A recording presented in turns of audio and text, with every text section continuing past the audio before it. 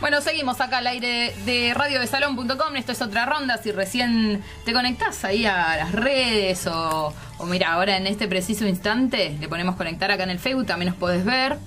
No te perdés de nada, nos podés escuchar tranquilamente. Vernos es peor que escucharnos. Totalmente. No sé qué diferencia hay entre conectar, no conectar, transmitir. Ya estoy vieja para esta tecnología. Pero mira, 3, 2, 1 empieza la magia de las redes sociales. Vamos a escuchar durante este informe un par de canciones de fondo mientras Rubén nos habla de lo que sucedió el 11 de septiembre del 2001, más que nada de las cosas que han dicho y las conspiraciones que se han hablado después de este hecho. Vamos a estar escuchando algunas canciones que fueron censuradas después del 11 de septiembre. Es un dato de color mientras escuchamos el informe. Bueno, recién estábamos hablando, ¿no es cierto?, de que explicar lo que pasó el 11 de septiembre del 2001 es una ridiculez. Ya sabemos todo lo que pasó. El atentado de Estados Unidos, las Torres Gemelas, los vuelos de American Airlines y de United Airlines. Y también, bueno, sería ahondar en lo mismo que sabemos todos. Lo que a mí más me llamó la atención y lo que yo siempre creí que había pasado por el aspecto de la caída de las torres es la autodetonación, ¿no? Es lo que a mí siempre me llamó la atención, es lo que a mí me convenció más. Lo que más te convenció de... Y para mí sí. Para mí sí, porque hay muchos testimonios, de hecho hay físicos, que después lo vamos a estar diciendo, que decían que no había manera de que se cayeran por un incendio. Por un incendio de un avión. Resistían ataques de este tipo las torres. Después también se cayó la Torre 7, no sé si no fue tan famoso, pero se cayó la Torre 7 que estaba al lado de las Torres Gemelas y en realidad nunca fue tocado ni por un avión. Recibió un poco de calor del incendio de al lado, pero no era lo suficiente como para que se cayera también. O sea, ¿por qué se cayó un edificio aledaño que no tenía nada que ver? Las dos torres se cayeron, les tomó creo que 10 segundos caerse, nada. Y si uno vio alguna vez alguna autodetonación o una implosión de un edificio, es lo mismo que vimos en las Torres Gemelas. No afectaron ningún edificio aledaño. Con el tamaño y magnitud que tenían, o sea, la forma perfecta de... Los ingenieros decían, ¿no?, que se tenía que haber caído, por lo menos de costado, aunque sea la parte que chocaron los aviones, esa parte se derretía, bueno, ponle que se derretía, se caía de costado, pero bueno, vamos al informe que lo dice de una manera muchísimo más certera de lo que estoy hablando. Bueno, físicos europeos aseguraron en un estudio que las Torres Gemelas no fueron derribadas por un atentado con aviones, sino con una demolición controlada, que era lo que veníamos hablando. Según los mismos científicos, los aviones eran maniobrados por drones, digamos, o sea, eran maniobrados de alguna manera. Ni siquiera, ellos dicen que ni siquiera existían los supuestos terroristas. Claro, sí. Que los aviones eran controlados, que todo se dejó. He leído demasiadas cosas, tengo en la cabeza 1.000.000 de cosas. Hay una agencia de aviación que recibió mensajes 2 horas antes de los atentados que iba a pasar, que estaban hablando que iba a pasar el atentado. Nunca se... Igual, yo lo que entendí que habían avisado que iba a pasar el atentado justamente para llamar a los medios, que los medios estuvieran y filmaran todo lo espectacular que fue. Y puede ser. Puede ser, Es que los atentados terroristas, el valor que tienen en sí es salir en los medios y asustar a la gente. Fue un día muy atípico también, o sea, había muchas cuestiones de seguridad que estaban vulneradas ese día. Fue justo un día demasiado clave, ¿no?, para que pasaran. Bueno, pero seguimos con el informe. El estudio publicado en la European Physical Society no solo muestra la caída de las Torres Gemelas, sino también el colapso del edificio 7 que estábamos hablando, del WTC, que es el World Trade Center, que no fue golpeado por ningún avión. Lo veníamos hablando. Los 3 edificios eran los únicos casos conocidos de que el fuego resultó ser el causante del derrumbe. O sea, nunca había sido causante de un derrumbe un edificio hasta ese momento. Tan solo había un caso parecido en todo el mundo, que era un edificio de 21 plantas en México debido al terremoto del 85, claro, que todos conocíamos el terremoto. La estructura había quedado recontra debilitada y aparte el incendio, bueno, había tirado el edificio abajo. Sí, sin ir más lejos, cuántas imágenes capaz tenemos de edificios en llamas, pero en llamas casi completamente, y no se vienen abajo. Por supuesto. O sea, se queman, ponele, pero la estructura es lo suficientemente fuerte para que no se vengan abajo. Imagínate la estructura de las Torres Gemelas. Por supuesto. Es que aparte estaba preparado para todo esto. Hasta entonces ningún rascacielos de tal envergadura había caído. Pese a ello, los expertos del NIST, que es el Instituto Nacional de Estándares y Tecnología norteamericanos, aseguraron que el fuego era la única causa, ¿no? ¿Qué van a decir los tipos? Ellos responden a medios oficialistas, ¿no? En ese momento estaba George W. Bush, hijo. Entonces, bueno, aseguraron que el fuego era la única causa, pese a que físicos, arquitectos e ingenieros descartaron el motivo, ¿no? Y es que el World Trade Center, como el edificio 7, estaban revestidos de acero, por lo que podrían haber sido soportados incendios sin ningún problema alguno. La temperatura que tenía que afectar a estas estructuras tenían que ser elevadísimas. Había leído por ahí que tendrían que ser de más de 690 grados, una cosa que no llegaría al incendio a hacerlo.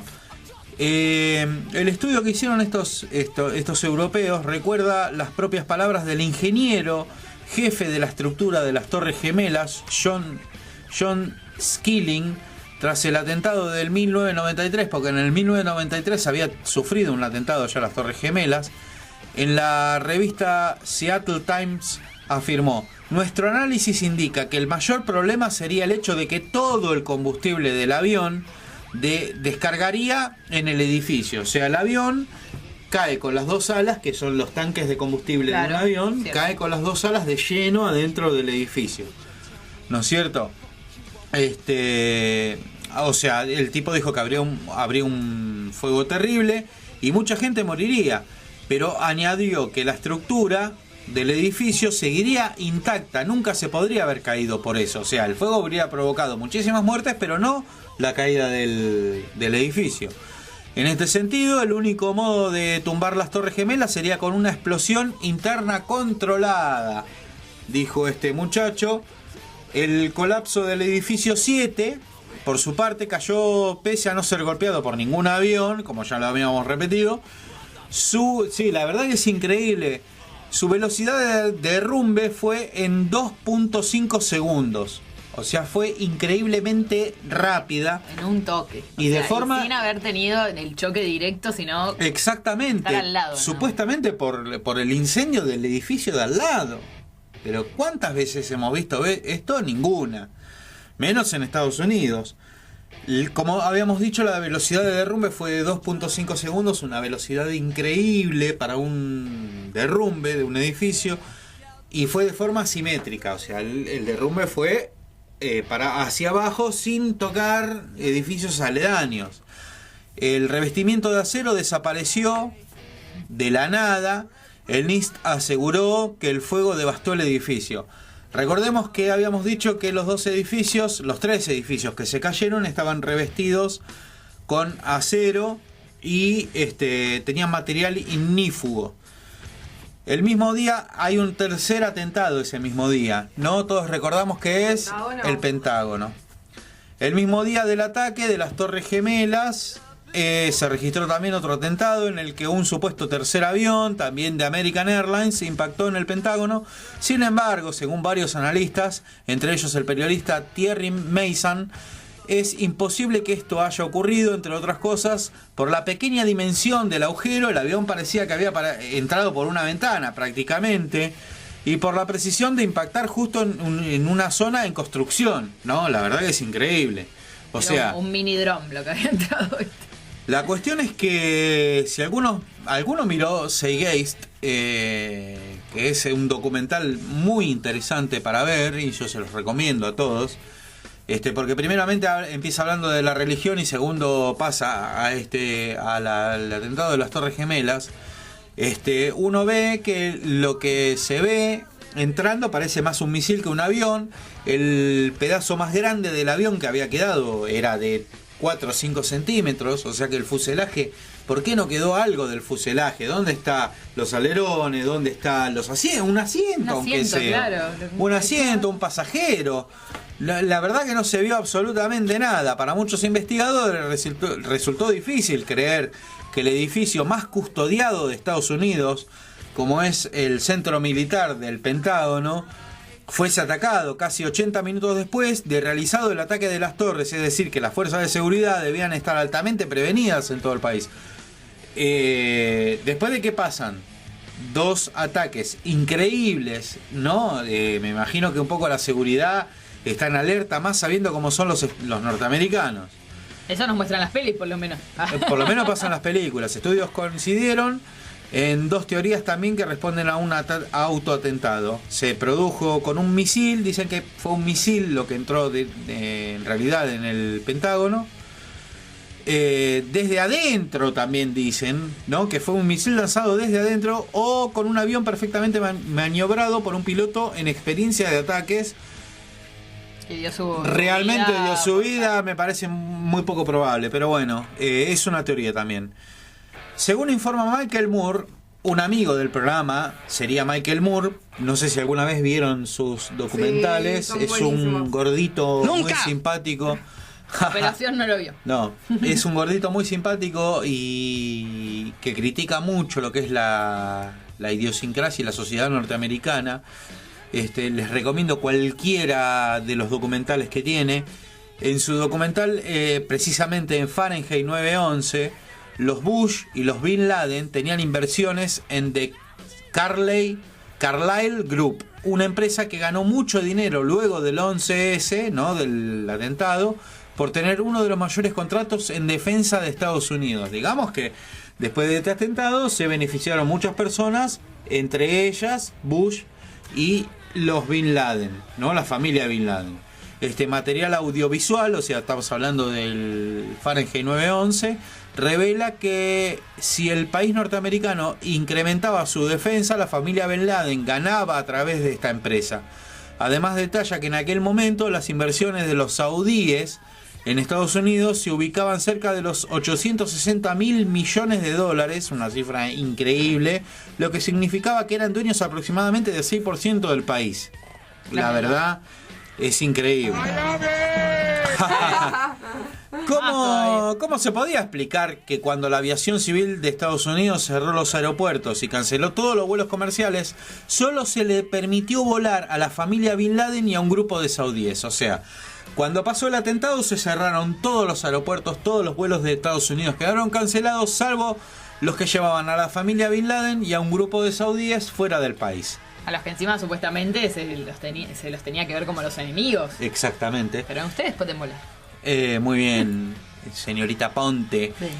Es algo incongruente que cuando el líder de Al Qaeda era señalado como el terrorista que atacó a la nación, la Casa Blanca autoriza que 6 aviones privados y casi media docena de vuelos comerciales sacaran del país a 24 familiares de Bin Laden y a otros 118 saudíes. O sea que salió un montón de gente del país cuando pasó esto. Pasamos a otra parte, Irak, el enemigo, ¿no? Porque algo tiene que tener, tras un efecto hay una consecuencia. Otros cuestionamientos que muchos se hicieron sobre este caso en el inexplicado bombardeo a Irak. El Fahrenheit 9/11 se puede escuchar las declaraciones del entonces encargado de la Oficina Antiterrorista de Estados Unidos, Richard Clark, en las que indica que recibió órdenes precisas de Bush para que presentara en el informe posterior al 11S que detrás de todo estaba el país árabe. O sea, detrás de todo esto está Irak, ¿no es cierto?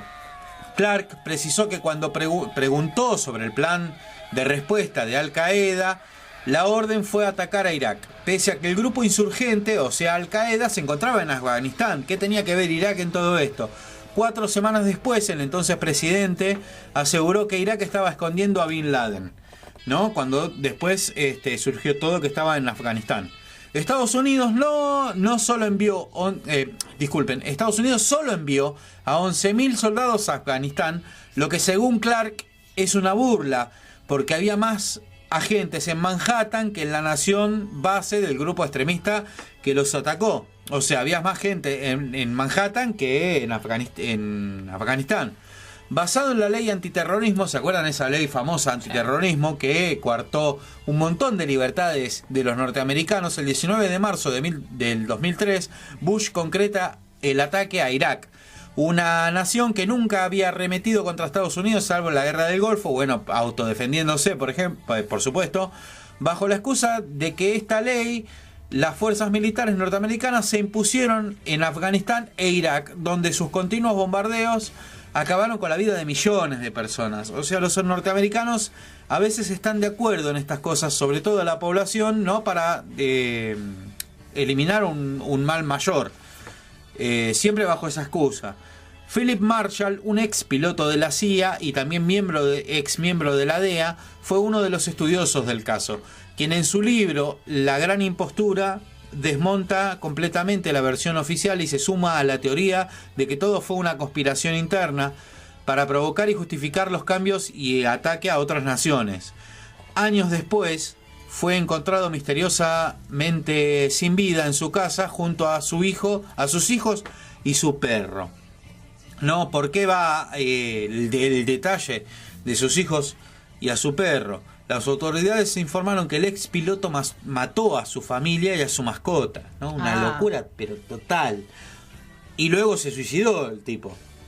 O sea, por eso lo encontraron con sus hijos muertos y su mascota muerta. La misma suerte corrieron Bob Simon, David Carr y Ned Colt, 3 periodistas que elaboraron un documental sobre la implicación del gobierno de Estados Unidos en el ataque contra las Torres Gemelas, y que el pasado febrero, ¿no? Estamos hablando de hace 2 años atrás, por motivos diferentes, pero extrañamente los 3 acontecimientos ocurrieron en una semana, también murieron en accidentes, decía el artículo. Muy... no sé si viste Death muy Note. Casualidad. Sí, Death Note. ¿Qué onda, viste? Sí, demasiada casualidad. Por lo menos háganlo en años distintos, viste, no sé, simulen un poco más. Bueno. Lo único que podemos decir, hay una nota, o sea, hay un detalle que no sé si alguno vio alguna vez Padre de Familia. ¿Viste Padre de Familia? Sí, claro. ¿Viste American Dad? Menos. Pero lo he visto, me ubico. Bueno, esas series están de dibujos, están hechas por un muchacho que se llama Seth MacFarlane. Y este muchacho, lo cuento a modo de curiosidad, perdió uno de los vuelos que iba hacia una de las Torres Gemelas. ¡Qué bueno! Bien por él. Bien por él. No, llegó tarde, el tipo debe haber tirado la... Sigue vivo, por supuesto que sigue vivo. Dice si no es como Destino Final, dice. Yo que él estaría preocupado. Pero bueno, no se murió y no es como Destino Final. Y MacFarlane siguió haciendo dibujitos que a todos nos encanta, la verdad. Y es el de Ted también. No sé si vieron el oso Ted. El osito Ted, ese muchacho. Él es el que le da la voz a Ted. No tierno solamente entre comillas, el osito. Es tierno entre comillas, sí, bueno, fuma faso, se agarra minas. Todo lo que un oso tiene que hacer. Bueno, en conclusión, digamos que esto nos paramos frente a este informe desde el lado de la conspiración total. Totalmente. Y de la autoimplosión, se diría. De las autodetonación y resultó en una implosión del edificio. Totalmente. Entonces bombas internas que fueron de a poco... Sí, de hecho en el Seagate... Acá se cayó así. Sí. Totalmente como una detonación. En el Seagate, que vuelvo a recomendarlo como documental, les va a abrir la cabeza demasiado a muchos, porque aparte toca el tema de las familias Illuminati, ¿no? Los Rothschild, los Rockefeller, ¿no? Y qué papel preponderante tienen en el mundo. Se los recomiendo, realmente se los recomiendo. El que no lo vio, De hecho, el director quedó totalmente re loco. Se terminó creyendo las teorías, pero no al punto de odiarlas, sino al punto de adoptarlas como propias. Por ejemplo, una de las teorías que recogen los Illuminatis es que no puede haber más de cierta cantidad de personas en el mundo porque los recursos, por supuesto, serían limitados. No es una locura, pero tampoco está bien. ¿Cómo? ¿Qué dice acá la operación? ¿Qué dice? El tema es que no puede haber tanta cantidad de gente en el mundo y hace relativamente poco, digamos. El director de Seagate terminó diciendo que hacía falta que haya tanta cantidad de personas en el mundo, terminó diciendo lo que decían los Illuminatis. O sea, hasta ese punto el tipo se volvió totalmente loco. Ah, bien, quedó crazy. Ok. Bueno, gracias Rubén por este interesante informe sobre el 11 de septiembre, que también cayó martes y que todo cerró. Cerró todo. Una curiosidad. Una curiosidad. Y nada, una parte de la historia también, porque yo creo que todos nos acordamos que estábamos haciendo ese día. Bueno, nos tenemos que ir. Nos pueden escuchar todos los martes a las 9 de la noche acá en radiosalón.com. El martes que viene vamos a estar charlando con los chicos del documental El Credo, que habla sobre el movimiento fascista de Mar del Plata, lo que fue el movimiento Bandera Negra, y que están por estrenar el documental. Muy interesante, así que van a estar acá. Tenemos abierto obviamente la selección musical para los que quieran mandar la info a otra ronda radio. Quedan 2 chocolates, creo que soy culpable de esto. Yo también. Bueno, André también. Brindemos con los únicos 2 que quedan. Con los bombones de corazón, hacemos un chin chin, paz y amor. Nos vamos y nos despedimos con un tema que obviamente que no ronda lo bizarro, es lo más bizarro que vas a escuchar en tu vida, pero seas metalero, rockero, cumbiero, lo escuchaste. Y justamente habla de un amor en las Torres Gemelas. Esto es El Delfín, Torres Gemelas. Hasta el martes que viene. Desde Ecuador, Sudamérica, te canta Delfín. Cuando me fui a Nueva York, pensé encontrarme con mi amorcito. Él ya vivía en Nueva York y trabajaba en Torres Gemelas.